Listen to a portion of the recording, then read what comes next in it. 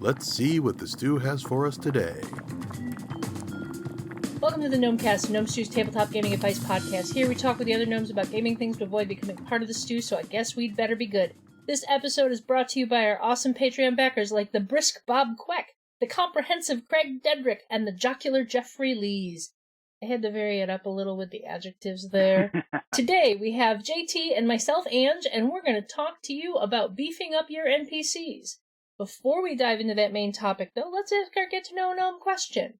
JT, have you ever had a PC become an NPC or vice versa? Tell us about it.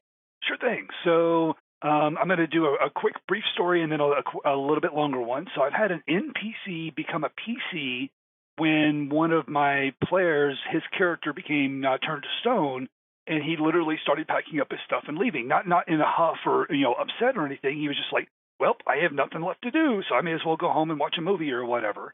So I tossed him an NPC to play, and he had a blast doing that because he got to be the antagonist. It was an antagonistic NPC, so he got to flip the tables and be antagonistic towards his fellow players, which he really enjoyed. So game masters out there in Gnome Stew Land, keep that trick in your back pocket. If through just bad luck, somebody gets taken out of the game, toss them a bone and give them an NPC to play with. My longer story is a player character becoming an NPC. So one of my roommates was unfortunately moving out of town, and we had a long-running Cyberpunk 2020 campaign running. And his character was one of the key characters in the plot arc, and I really didn't want him to go away. And the player pulled me aside and said, hey, I got an idea. So in Cyberpunk 2020, there's this concept of cyberpsychosis. If you have too much cyberware implanted in your body, you, go psychotic and go on a killing rampage, removing the meat bags from the world so that the robots can take over, so kind of thing. And he's like, yeah, so when I leave, here's my new character sheet. He'd already done all the work for me. He actually handed me a cyberpsychotic version of his character and said, I'm going to kill a pizza guy. I want them to order pizza from their favorite pizza joint. I'm going to intercept the pizza guy, kill him, and take his place. And I'm going to deliver the pizza and then go to town trying to kill all of them. And I was like, oh, that's so brilliant, because that's just cyberpunk to its core right there. And so we ended up doing that on my roommate's very last session. I let him run his character as an NPC. Technically, I was supposed to do it, but it was his last session. It's what he wanted to do. And at the end of the firefight, about half the party survived and escaped, and my roommate's cyberpsychotic character also escaped. So I took him over as an NPC, and he was a long-running villain for the party. Yeah. And it worked very well. That's an awesome way to have a recurring villain created for you. Yeah, I was very fortunate that he just handed me the character sheet. I really literally had to do no work but have fun with it. So what about you, Ange? Have you ever had a PC or NPC flop sides? Yeah, actually, so I got to play in a complete campaign for... My friend Tristan ran this, and it was me, his cousin, and his wife. And we were playing the Ladies of Fazdal. We were 3 adventurers plus our dwarven cleric who kind of tagged along with us, our NPC cleric. And we went on adventures and have this whole campaign set in Tristan's homebrew world. Well, that campaign finished, time passed, and Tristan decided he wanted to run another campaign and wanted to set it in that world. So he advanced the timeline by about 20 years, and all 3 of our adventurers from that previous campaign became major NPCs in the world. Oh, that's awesome. So I got to watch my deadly changeling thief become the Faceless Lady. Ooh. She was this mysterious figure that was the bane of the underworld, and also completely loyal to the crown because, one of her companions married the prince and became queen. So it was like this whole thing where all 3 of our characters became these main, powerful, knowledgeable NPCs that kind of helped and assisted the current campaign's PCs, which, I just got this thrill every time we interacted with the Faceless Lady, because I knew exactly who she was. That's awesome. That is a great way to use a PC as a 20 years later kind of thing. That's awesome. Yeah, and in the reverse of the NPCs becoming PC, we had it was brief, but we had in that same campaign, one of our players couldn't make it, and his character ended up getting kidnapped by the big bad, and all our characters were off in the land dealing with a major issue, and we couldn't help Fiona. So we sent a message to one of the NPCs in the city to say, hey, Fiona's in trouble. Can you see if you can help her? And what Tristan ended up doing was he statted out five of the major NPCs in the city that we had all dealt with, and we all got to play those NPCs going on an adventure to rescue Fiona. Oh, cool. And that was a lot of fun because we got to play some of our best supporting characters in the campaign, like Franz the Great, a hedge mage who was hiding how powerful he really was, and his monkey familiar. That's cool, and that lends more depth to the player engagement in the world as well as the world building itself. That's awesome. Yeah, no, it's his complete homebrew setting, and I'm totally in love with it.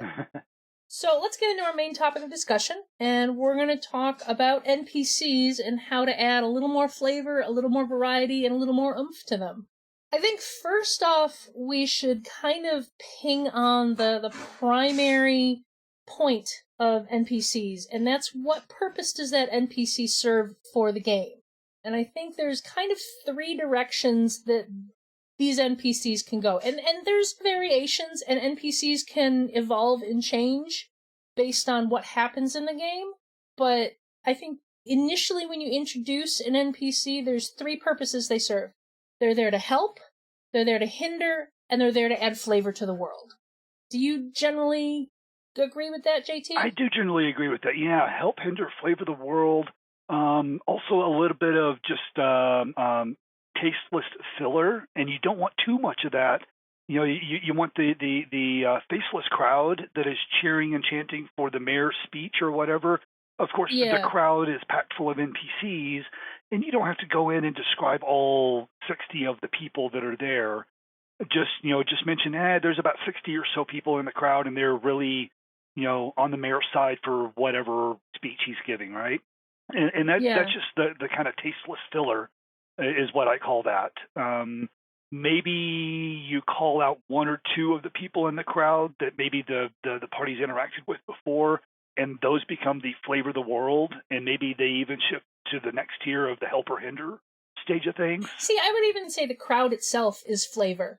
Because it's you're offering the flavor of the city or the town or the tone of the people towards the mayor. Right. Is the mayor is giving his speech, is the crowd jeering? Is the crowd cheering? How is the crowd reacting? And that adds a lot of the flavor to the world. Exactly. Yeah. So I think you can like dump everyone else into that flavor category, and then the help and the hinder is, does the NPC have information? Is the NPC working against the PCs? Is they going to be, an actual antagonist they get into a fight with? Or, are they just, helpless, there to provide, innocent bystanders you need to deal with? Right. There's actually another purpose they can serve is a plot hook. Maybe they're not helping or hindering, but they're driving the story forward because they've been kidnapped or someone they know is in trouble, so they come to the party and say, please help. I mean, that's the hook for Dragon Heist.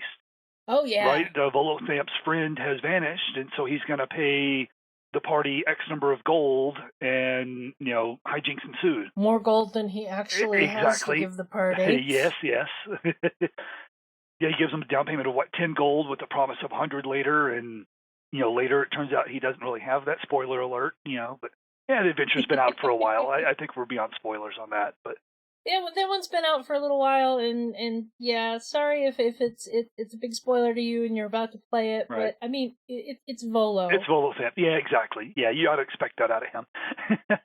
So yeah, I think plot hook could be another purpose. When I ran that, when Volo kept saying he'd published this book, one of the PCs pushed him, and he produced a copy of the book. Oh. And so the PC bought it from him and had Volo autograph it. Nice. And then basically every time he encountered one of the creatures in the book, he'd note in the book that he had encountered it and what Volo got wrong. That's awesome. That's awesome. I think another important thing to talk about with NPCs is planned versus on the fly. Yeah. Because you can take some time and plan out some of your NPCs that are going to exist in the world that the PCs are going to come across, but you're always going to have those NPCs that are kind of created on the fly, either because you've come across something you weren't expecting and you need an NPC to fill that void, or the players take interest in a little bit of a flavor NPC that you weren't really expecting to put much work into, and suddenly they're the star of the PC's world. Right. Yep. That's how it usually goes for me. Is I just mentioned offhand, there's a little girl in a blue dress with bows in her hair walking down the street, and all of a sudden, the paladin in the group or whatever has to be like, oh, she might be in danger. It's that player instinct triggering a character action, right? Yeah. And that could have just been a pure throwaway. I just wanted to flavor the world a little bit by having a cute little girl walking down the street, humming to herself, and all of a sudden now she has to have a name, and then her parents have to have names, and where does she live, and what do her parents do for a living, and it just kind of snowballs from there. I once slightly long, convoluted story. It was a superhero game. The PCs ended up taking over a flying pirate ship after they had arrested the captain and sent him off to jail. But his first mate, a telepathic spider monkey, had disappeared. Well, they were going through the ship looking through stuff, and I just, offhand, trying to add description and flavor, mentioned that the monkey had a little black book. Okay. And basically they started flipping through it, and they decided they needed to start calling some of the numbers in the book. Oh, no. Which meant I was having to come up with these NPCs on the fly, and I came up with this socialite debutante woman that had dated the monkey a couple of times, and they fell in love with her. Oh. And they ended up having a whole adventure where they went out to the Hamptons to meet her because she had information on the monkey that they could get. Oh, okay. That's just cool. It's like sometimes you will have these NPCs that you did not realize were going to exist until you were already in the game, but you still have to make them work just as well as the NPCs you've plotted and planned for. Right. So as an example of that, for those of you not benefiting from the video feed, I'm holding up to Ange a little stack of business cards. Okay? Ah. And what spawned this was we were playing, I believe it was a D20 modern game. And I usually do pretty in-depth character backgrounds with built-in hooks for the game master to run with, because I'm more game master than player, and I know how hard it is to sometimes hook a character into the plot. So I just bake in some hooks as I'm making the character background. I decided not to do that for this particular character. My background was I woke up in a cheap motel room with a dirty T-shirt on, a clean T-shirt on the nightstand, and a stack of business cards on top of the T-shirt, and I don't remember who I am. So the game master went out and bought the business cards that you can print. You print yourself and tear them out. Yeah. And he printed up, I don't know, I'm looking here, maybe 30 or 40 different business cards. And they all have business names and people's names and phone numbers. Well, all phone numbers are bogus, obviously. And street addresses and all this. And it's just, some are in Russian, actually. And he went way overboard, and he detailed all these NPCs that I could potentially call at random to figure out who the heck I am. And we had so much fun with that. Sometimes the story arc would kind of stall, or maybe we finished one story arc at the end of a session, so we come back to the next session. And this was quite a few years ago, so we didn't quite have the online tools to chat between sessions like we do now. Mm-hmm. So I'd show up and I would shuffle the business cards, pull one out, and say, I give Conover Research a call. I'm going to ask for Brighton Gray, senior analyst, and see where that goes. And Bill, the game master, would pull his notes out for Brighton Gray, and Bill would know who Gray was and how he interacted with me in the past, and we would just go from there. And That's awesome. We had so much fun with that, and that campaign really rode on the power of pre-generated NPCs for I don't know, maybe a year. For my Tales from the Loop games that I run at cons, I have a set list of 6 characters, and as part of Tales from the Loop character creation, you start creating NPCs that are in the world. Okay. You have one NPC that is considered your anchor. They're somebody you can go to for kind of emotional support, kind of a reset. Basically, they're kind of your you can go to them for that kind of reassurance that you may need in any given moment. Cool. And then you also create 2 additional NPCs that are in the world. So when I created these 6 PCs, I also created the NPCs that go along with them. So each character has an anchor and 2 other NPCs, and I've varied them up. Some of them, like Jack, who is the troublemaker, one of her NPCs is Lenny the town stoner. Nice. And Lenny comes into play so often just because everyone's like, oh, we need to go see Lenny. Lenny will know what we need. And it's so, I just play him as this, he's got kind of the 80s surfer dude kind of way of talking, and just that fuzzy, he is obviously stoned or coming off being stoned, kind of attitude about him, usually with some Twinkies or other snacks around. Of course. And everyone loves him. And then there are the antagonistic NPCs that are listed in there, like Christopher the computer geek. He's got problems with bullies. And it's very easy to pull in Jason the bully with his 2 goons, who I generally refer to as Crab and Goyle. They don't have names other than Crab and Goyle. Right. But I say that, and everyone gets exactly what I'm talking about. Of course. And that instantly brings a certain flavor to the type of thing. But you can establish a nice variety of NPCs for your world. Oh yeah. And that's another thing I wanna touch on and emphasize. Make sure you have a variety of NPCs in your world. Yes, please.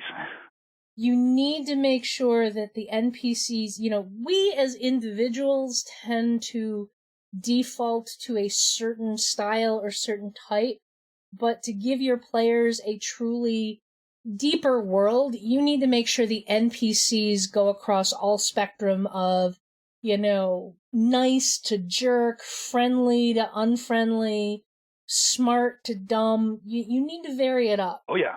I once had a friend who was he had run 2 short campaigns, D&D campaigns for us, and in the first one it was like, there was some degree of interacting with NPCs, but a lot more adventure in the wild. And then in the second campaign, we actually had to go to this town to try and help these people. And I finally turned to him and I'm like, all of your NPCs are jerks. Why would I help any of these people? Right. We just traveled across the continent to come to this town, and I'm being treated like a pariah by everyone here. Why would I help these people? And it was at that moment that he realized he was kind of flavoring all of his NPCs as antagonistic. Maybe not outright bad guys or outright adversaries, but they were definitely more there to hinder the PCs than to offer anything else. And if you can't get your players to at least like some of your NPCs, then why are they going to do anything for those NPCs? Absolutely, yeah. On Variety, I have a series of books. They are by Angela Ackerman and Becca, I'm going to mingle this last name, Puglisi. There's 6 of them. It's the negative trait thesaurus, the positive trait thesaurus, the emotional wound thesaurus, the emotion thesaurus, and then the other 2 are more world building than NPC, but I'm going to list them off anyway. One is the urban setting thesaurus, and the last one is the rural setting thesaurus. I bought these for my fiction writing. That way if a whole bunch of people in the room are sad, I can have somebody be sad and somebody be morose and somebody be melancholy and so on and so forth, right? Mm-hmm. Of course, I don't go overboard with it quite like that, but that gets the point across. These books are fantabulous. Just snagging them, and it adds that variety, that flavor to the world, to the characters in the world, I should say. I've also got a chart here with no attribution on it. It was just an image I printed off the internet that is a wheel of drilling down. It's an emotional wheel is what it is. So if somebody's happy, you could maybe say they're joyful. Well, if they're joyful, maybe they're ecstatic or liberated. And then that's kind of where the wheel stops. There's only 3 layers to it. I'm going to see if I can find this with attribution, and maybe we can attach it to the show notes. Yeah, I think it's a therapy tool. Oh, is it a therapy tool? Yeah, I think it's a therapy tool. Okay, it was presented to me as a writer's tool, which, okay, I could totally see this being a therapy tool as well, yeah. Yeah, but no, that's a good point. And it's even experienced GMs can fall into this. I've had friends who, are otherwise fantastic GMs, but if you've played with them often enough, you know exactly what you're going to be dealing with when you start interacting with certain NPCs. Sure, yeah. Like, oh, this one's the upper crust rich guy. Oh, this one's the punk rock guy. And you end up with these archetypes that start to become stale. Yeah, absolutely. And actually, I'm going to pitch the emotional wound thesaurus for that, because we've all got those. Everybody's got some flavor of baggage or wound, or however you want to phrase it. Just flipping through there, even at random, just rifle through the pages and then point at a random spot on a page and go, okay, the upper crust rich guy has trust issues. Lenny the stoner, he's stoned all the time because you wouldn't believe the stuff he's seen. Right? Or whatever. And obviously with anything random, like just picking a random emotional wound, if it doesn't make sense for the character, re-randomize. If you can't figure out a way to jigsaw puzzle that wound in, or that trait into the existing character as you know it, re-randomize. Random should not rule the world. Yeah, and I'll say, don't be super tied to your expectations for how a particular NPC is going to be perceived. If you have designed an NPC that you think is going to be a great support character for the PCs, and they don't get attached to that character, just move on. Yeah. Just move on. One of my greatest successes as a GM that I pride myself on was making my PCs fall in love with this one NPC. It was an Eberron campaign, and I set it up that it was 5 years after they had all first met during the last war, and I set up, they had another member of their platoon that had lost his arm during one of the later battles of the war. And they were all meeting in Sharn for a reunion, and I wanted them to have this sense of they had a past without having to play through that past. So I kind of established this NPC that had been a member of their platoon with his missing arm, and did a bunch of scenes with him and them, and I was actually able to get them to feel that bond they had with this NPC, through playing him, playing a flashback, and just kind of playing up the history they were supposed to have by using this NPC to talk about their history. And at this point, if anything ever happened to Redley, they would probably tear down the towers of Sharn to rescue him. Nice. You know, so it's like it worked. It worked. Because that is one of the other things you can do with NPCs is you can use them to reinforce the perception of the PCs in the world. Oh yeah. You know, like if a player is making a character that is supposed to be known for a particular thing, have the NPCs know about that particular thing. Have them be able to be like, oh, he's the guy that you know, did that thing. And like that reinforces who that PC is in the world. Mm-hmm. You know, you can do these things to kind of help reinforce what the players are doing as well. Oh yeah, and how the NPC reacts to the mention of an event, a place, a person, or whatever, will flavor how the players are going to approach that person, place, or thing. Because if the NPC they get the information from is scared of the wizard's tower, they're going to be more cautious.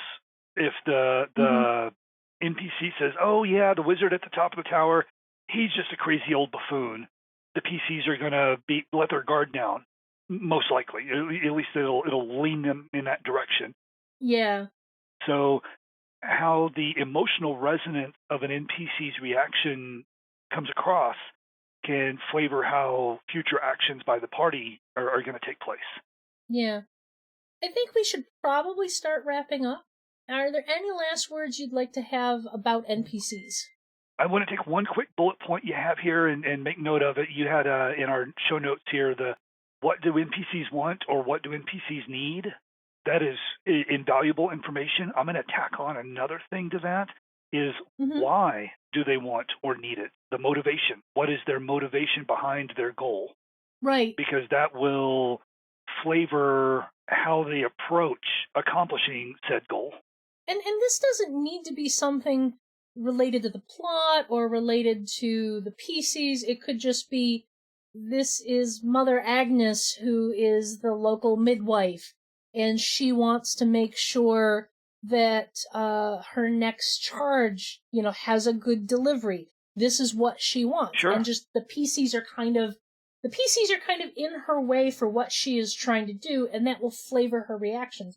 But if you know what that NPC needs and wants, then you can kind of play them a little more in-depth than you might have otherwise. Absolutely, yes.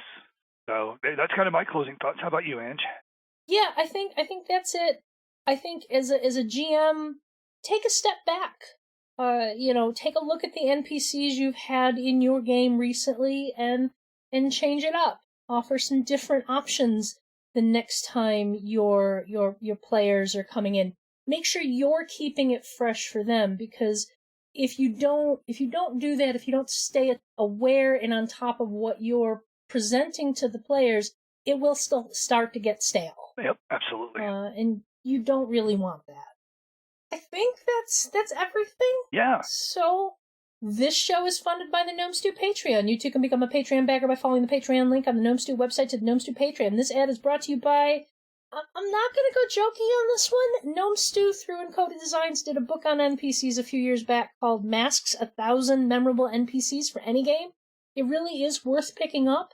It's got a ton of NPCs in it, just little blurbs to spark your imagination and offer some variety for your world. It's honestly, it's worth picking up. So, if you're enjoying the Gnomecast, you'll probably like many of the other Misdirected Mark shows. Here's one to check out. Bonus experience. Ray and Monica are two old friends exploring gameplay and design through the lens of diversity, while also sharing some of the dumbest jokes gaming has to offer. Yep, die mad about it. You can find all of us at gnomestew.com, at gnomestew on Twitter, and gnomestew on Facebook. JT, where else can we find you on the internet? My one-stop shop is going to be my website, which I know that's kind of old school these days, but jtevans.net is where you can find me online. Honestly, it's rarely updated, but at the top of every page, you can find links to all my social media goodness, and that stuff typically is updated almost every day. So there you go. How about you, Ange? You can find me on Twitter and Instagram at Orikes13, ORIKS13. Though, as always, I will warn that Instagram is mostly pictures of my cats, especially right now because we're all kind of stuck home, and Right. my cats are like, "What are you doing here?" So I'm having more opportunities to take pictures of them. Nice. So, do you think we avoided the stew this week? Could we maybe replace ourselves with a couple of NPCs? That's kind of what I was thinking. Grab an NPC and toss them in instead. Gnomecast is hosted by Misdirected Mark Productions, the media arm of Encoded Designs.